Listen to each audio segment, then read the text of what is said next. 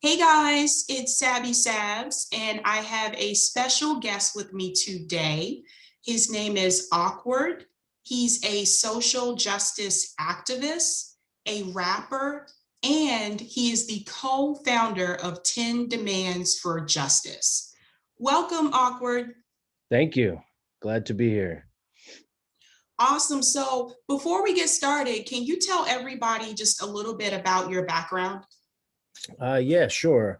I think you did a pretty decent job of setting it up. But I have been fighting for justice for as long as I can remember. I was raised by an activist mother, and she was kind of my inspiration to leverage the anger that I had early on at the injustices that I saw in the world in a positive way, instead of walking around looking for Nazis to beat up, organizing instead. I found music shortly thereafter, and for most of my adult life, I've been using hip hop music for a similar purpose, making songs about the issues that I'm working on. 10 Demands is an abolitionist organization. We created 10 for Justice in May of last year that sets the road for abolition of police and prisons, with a lot of you know, uh, actions that can be taken immediately, that are all decarceral, that instead of reforming the system to strengthen it, actually chip away at it to the point where, as we build alternative mechanisms that are more humanist and harm reductionist, through transformative justice, we are able to actually live in a society where cops and cages are no longer necessary. I've been an abolitionist for about 20 years. I've done everything from spend time in maximum security prisons, meeting with incarcerated people, to, getting grants to work in alternative to incarceration centers, to try to change the way those work, to lobbying New York State Congress for the repeal of the Rockefeller drug laws. So I've been working on this for a really long time. And I think 10 for Justice is a way to kind of structure all of the protests and everything that you've been seeing, kind of the greatest social justice continuous protest movement in our nation's history, in order to achieve the goals that we need, that we want to reach. We need to have concrete demands. And so that was the intent of that, to put all of this years of work and all of this passion for change that we're seeing on the streets, and actually bring things to city councils, to governors and mayors, and to Congress as well. Awesome. No, that's great. Now I know that you are, very vocal about police brutality. When we look back on the George Floyd incident, there were a certain segment of people that were very shocked and surprised by what they saw. I know I received phone calls, texts from people saying, I can't believe this happened. I didn't know this was going on. And then there was a certain segment of us like me and like you that we weren't really surprised. Why do you think that is? Like, why do you think so many people were surprised by what happened with George Floyd? Yeah. Considering we had film of Eric Garner being murdered in New York, and we had photos of Mike Brown lying on the street, murdered in Ferguson. And many years before that, there was video on national television of Rodney King being beaten. It's hard to believe that people didn't recognize it before this. I'm glad that there was a catalyst, because we have seen in cities like Austin and Seattle changes starting to take place as a result of the protests stemming from this particular incident. George Floyd wasn't the first person to say, I can't breathe, and he wasn't the last either. But it is really interesting. I experienced the same thing with a lot of people texting and calling me and saying things like, oh, you've been saying Black Lives Matter for a long time. Now I get it. Like it, as if I started it, which is funny in and of itself, especially given my skin color.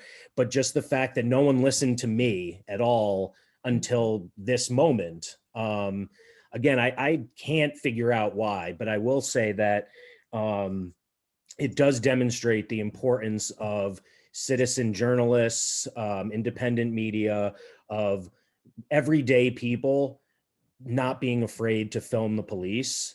Um, Cops do everything in their power to shut down citizens doing that, arresting people for doing it, which is illegal. But it's essential. This is the reason that we've made progress since the civil rights era. It's because we can document it now. So it's it's one positive that has come from technology.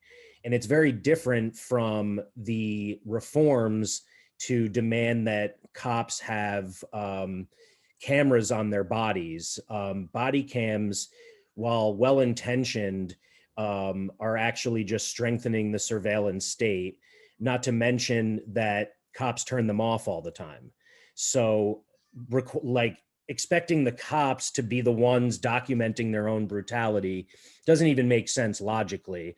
It's really important that we have human beings who are the potential victims of police be the ones to capture what's happening, so that we can push to end qualified immunity and all of the ways, get rid of police unions, all of the ways that cops are not only allowed to act with impunity, but the ways that taxpayers then have to cover the costs of the lawsuits against the cops who've brutalized or killed us.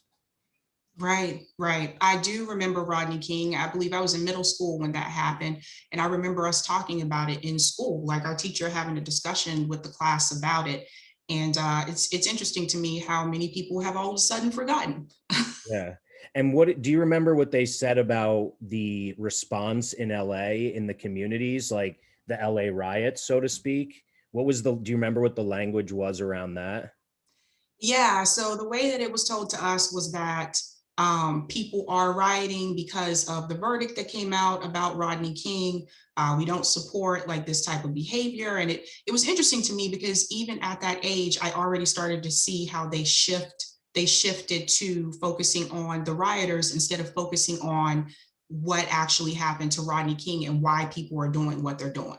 Yep, exactly. And that it's worth noting that Martin Luther King, who is this, person that is revered by neoliberals and moderates and even conservatives every year on his birthday, said the riot is the voice of the unheard. It is a totally appropriate response to oppression to loot. So yeah, that's why I asked. I figured that's what you heard, and that's what I heard as well, and that's what we're hearing now. When I share something on social media about a protester exercising their First Amendment rights who is facing 30 years in prison, for example, the response I get from many people who are on the right typically, but even toward the center, is that maybe you shouldn't be burning down cities. So number one, that isn't really what happened. 93% of the Black Lives Matter protests were peaceful. The media manipulates it and paints it this way to weaken the support for it. And then there's also the fact that why are we prioritizing property over people? Who cares if we burned a whole city down? If people weren't injured, the proper, like burning a bank or burning a police department is symbolic. It's showing that we're not afraid to fight back against the destruction of human lives. Right. No, I agree. When we talk about 10 demands for justice, 10 demands envisions a society without police and without prisons. Could you elaborate a little bit more on that? Yeah, sure. I mean, even defund the police is a so-called slogan that people are fearful of. And I always respond, well, I'm glad because we want to abolish them. Defund is step one. And a misconception about abolition. There are a number of them, but two critical ones are, one, that this is something we believe should happen overnight, that tomorrow we wake up and every cop is gone and every prison and jail is opened. The other that stems from that ostensibly is that abolition is about the absence of accountability and anarchy. None of these things are true. The reality is that we in our society that is racist and classist and has totally criminalized certain communities, and has implemented all of these systemic mechanisms to keep certain people from living their full potential. Lack of education, lack of jobs training, lack of jobs opportunities, lack of quality health care, lack of substance abuse and mental health treatment. All of these things are preventing true equality in this country. So if we were to just get rid of cops today and get rid of prisons today, we'd still be in this messed up place with now no way of holding certain people accountable for what they do. So abolition is the opposite of absence or accountability. It's about presence. It's about the presence of humanistic structures, of a different form of justice where people are really held accountable as human beings. So instead of locking them in cages and being done with them and only using them to work 8 cents an hour for the profit of corporations, they are actually involved in mediation, rehabilitation, transformative justice, where both the victim as well as the perpetrator are transformed by this process. They perform community service. They are held more accountable to the people that they've harmed. It is also about the presence of all of these things that I mentioned don't exist today, like substance abuse treatment, like mental health treatment. Instead of patrolling, instead of white cops patrolling Black neighborhoods that they don't live in, community members who are highly trained doing wellness checks, not bringing guns to mental health crises. There are so many things that that we would have to start building today to build this alternative society. So as we're defunding police down to zero, we are using the money that the billions and trillions of dollars that goes into police budgets, we're using to build these other things to improve our society, and particularly the most impacted communities. So when we get to the point where we're strong enough to take care of our own communities, then it won't be a problem getting rid of police and prisons, because we won't need them at all. Mm. No, that's really deep. I know that I have family members in Baltimore, and even though I didn't really grow up there, went to visit them often. And one of the things that I noticed that was alarming to me is that police cars would just constantly go around the block. Nothing would be going on, but they would just constantly go back and forth, like around the block, just looking for something. Mm-hmm. And there were times when I saw where police officers would just approach people who were just standing there, minding their own business, again, looking for something. We've seen police officers in Baltimore, police officers plant drugs in people's cars. And it's just like, again, there's no accountability though. Those police officers, from what I've seen, like they may get put on paid administrative leave and then they just go to another station. So it basically just encourages that behavior because they know that nothing for the most part is going to happen to them. Yep, exactly. And Breonna Taylor's a very well-known case too, where her house was stormed by cops in the middle of the night while she was sleeping, and she was murdered. And none of the officers who murdered her were even tried, or were even charged, like sentenced, or I guess what would the word be? Or even, I think, in essence, what happened was they were held responsible for a bullet going into a neighbor's house, not for killing her. And you're absolutely right. Cops are not held accountable, and that's one of the other parts of 10 Demands, where we have a national database of all of this. We have databases and community oversight boards at every level, at the local level, at the state level, where the public is made aware of all of this stuff, and judges and prosecutors do not have the same discretion or immunity to just try certain people based on certain things, or sentence certain people based on certain things. I have two personal stories that, add to what you're saying. When I lived in Brooklyn for a number of years, I was the only white guy on the street. There were times when I was sitting there on my stoop smoking a blunt, which is not legal at this time. Cops would, on a regular basis, come screeching to the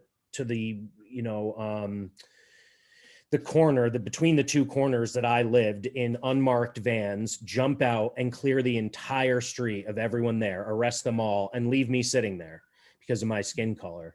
There was a time when I was walking through what I guess was considered a dangerous neighborhood in Wilmington, Delaware, not far from Baltimore, where the cops came screeching up with their sirens. I was just walking, pulled up next to me, and I was thinking, what did I do? They said they were trying to save me from all of the dangerous people who might hurt me in this neighborhood, and tried to get me to go into the car so they could drive me to safety.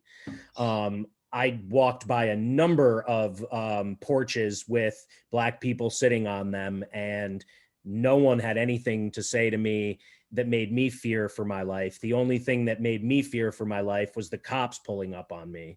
And, as we saw in Texas with a guy just recently spending a night in jail for walking on the street while Black. If you're a Black person and, I fear the police, right? So I can't even, I haven't lived it, so I can't even fathom the fear I would have, because I already feel it if I were a Black person who knew that cops were killing people who looked like me every day. The requirement of acting calm, and and knowing that you could do nothing and still die that moment on a broken taillight is unbelievable to me. And I honestly think that there's a lot to be said for just as human beings. It's impressive to me that cops kill 3 people a day in this country, and are responsible for 1/3 of all stranger murders. Black people are 600% more likely to be the victim. The numbers are even worse for Indigenous people. I don't know how people of color can handle it, because they're being targeted, so they're pulled over more in the first place. So the frequency with which you're dealing with it is also greater.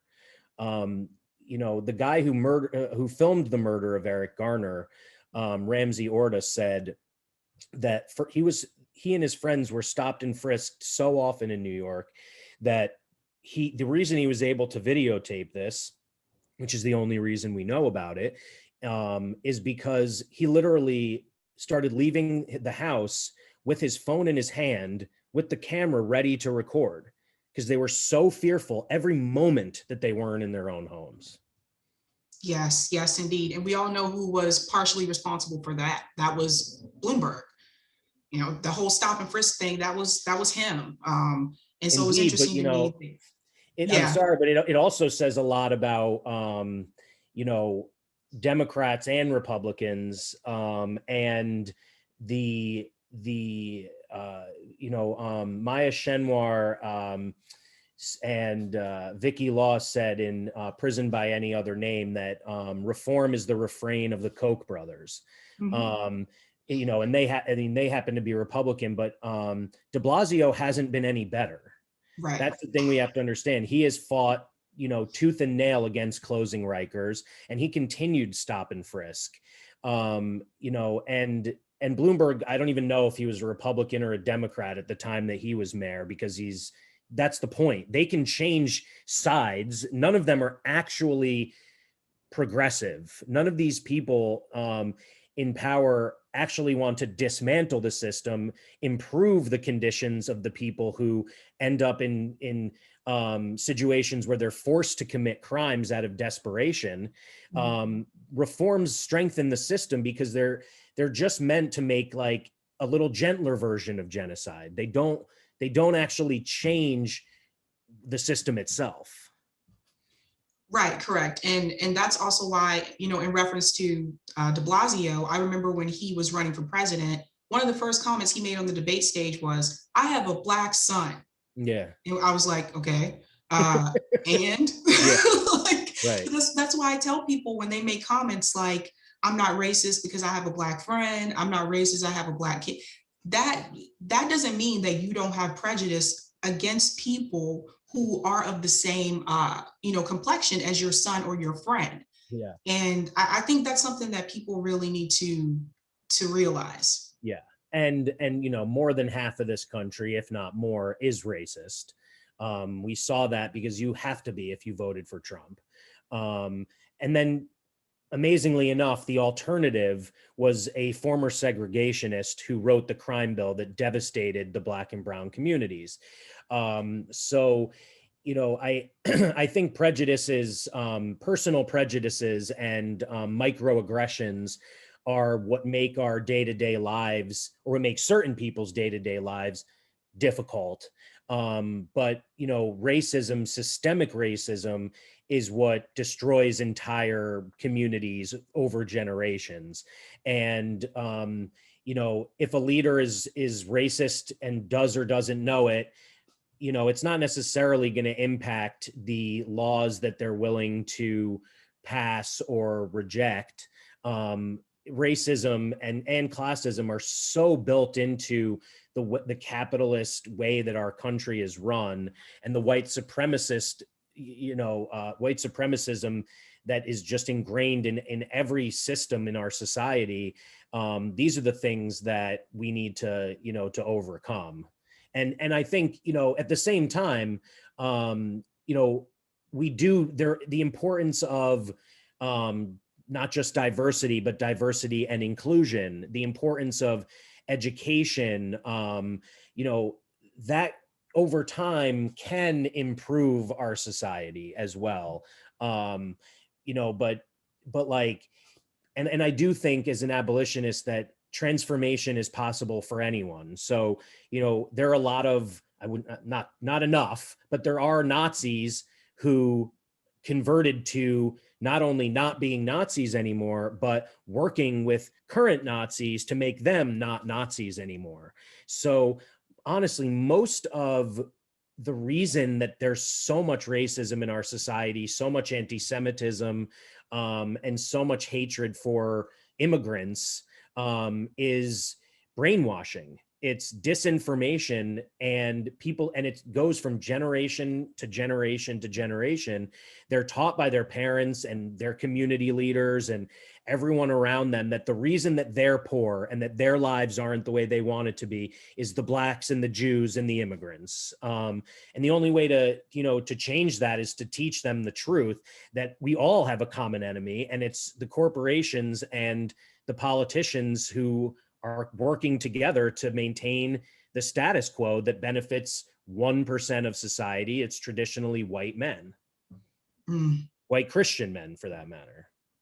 That's so true. Now, I know that one of the demands that is a part of 10 demands is to apologize and provide reparations. Mm-hmm. I talked to Marianne Williamson about this as well, but I want to hear from you. Like, why do you feel that this is needed?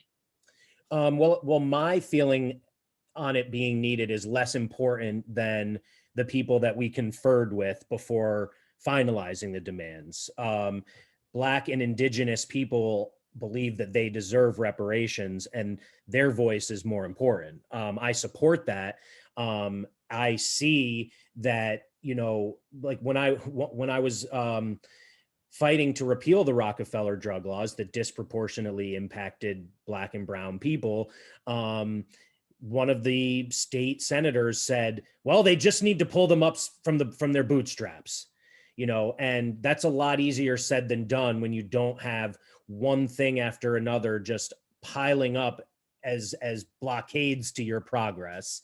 And being a descendant of someone who was kidnapped and brought here as a slave, and then in many ways, all of their elders that came after that also experienced slavery in one way or another, from black laws and chain gangs to Jim Crow to mass incarceration. Or you have the indigenous people who are very few in numbers because white Christian Europeans took their land, put them in small reservations, those that they didn't murder and rape and everything else. So the only way to even start to reach a true, just, equal society is to pay back what has been taken, to put us on an equal playing field, minus all of the systemic blockades that still remain. So they're not just facing them today, they're facing generations of that. And meanwhile, generations of white people have just accrued more and more wealth, so the wealth differential is just staggering. And that stems from how our country was built. The apology also, separate from monetary reparations and land back and recognizing treaties for indigenous people, is more of a symbolic gesture than anything else, I believe. But I think it's important. The people who have benefited from slavery, from genocide, from mass incarceration and everything else, need to step up and say, we are sorry for what we have done. We acknowledge our privilege. We acknowledge the way we have benefited from this. But to me, I think that's less substantive. But I think, since we were told, and needless to say, there are Black and Indigenous and immigrant members of 10 Demands, but, as literally the only white guy, I defer to those who experience this directly. Yeah, no, that's really great. I love that. I love hearing that. I think that sometimes some people don't understand that, like, poverty is a cycle. And I try to tell people about this all the time. It's like, for the people who say pull yourself up by the bootstraps or whatever, that's easier said than done, right? So if you're coming from poverty, okay, one option is you can excel in school, and then maybe you'll get into a good college and you can start off having a good career. But then that goes back to the school system, because if you're living in a bad neighborhood, 9 times out of 10, the school is underfunded, right? So the elite universities are not going to look at people coming from your school. So let's say you get into a state school. Great. You got in. Who's paying for it, right? So then you end up taking out student loans, which that could be a whole nother video about student loan debt in this country. Yep. So then you take out all this money in student loans, you graduate, you get the degree, you get a job. And then in reference to African Americans, a lot of times we're not paid or offered the same pay as our white counterparts. So you're already underpaid, you got that job, you have that degree, but now you have to pay back all those student loans. So now you got student loan debt. So unlike other generations, like, it's not like the kids today coming from those like environments, they have it twice as hard. And I think people just don't understand that if they haven't lived it. Yep. That's 100% true. And, and then you add to it the fact, just like you mentioned it with education, all of the things that, all of the ways that it just is so much harder to excel in one of these communities. It has nothing to do with science. It's entirely social constructs. It's because, the mom and dad might be working multiple jobs. There's not enough money maybe to have breakfast. You go to school and you have to walk through a metal detector. You have to you have to walk past a cop who has body slammed your friend a week before and got away with it. That if there's any kind of disagreement, the ways that school punishment, and no tolerance policies exist, they target Black and brown people. So you go to a military, you leave a militarized community, like an over-policed community, to go to a militarized, over-policed school. You're expected to be able to maintain focus, when you, and then excel despite all of these things, only to, as you said, go to college, come out, and face a hiring committee that is also racist, and if they hire you at all, is going to pay you less. And then just imagine when you are, if, as a member of a criminalized community, you are one of, first of all, 1 in 3 Black boys born today will end up incarcerated. So if you're one of those 3 and you enter the system, you are forever a felon. You come out and you now owe money to lawyers, you owe money to child support, or whatever, like varieties of things that have been stacked up against you while you're incarcerated. You don't have a house, you don't have a car, you're relying on reentry organizations, and many of these organizations are led by they're white led nonprofits that don't understand you and don't center your needs in actually getting you back on your feet.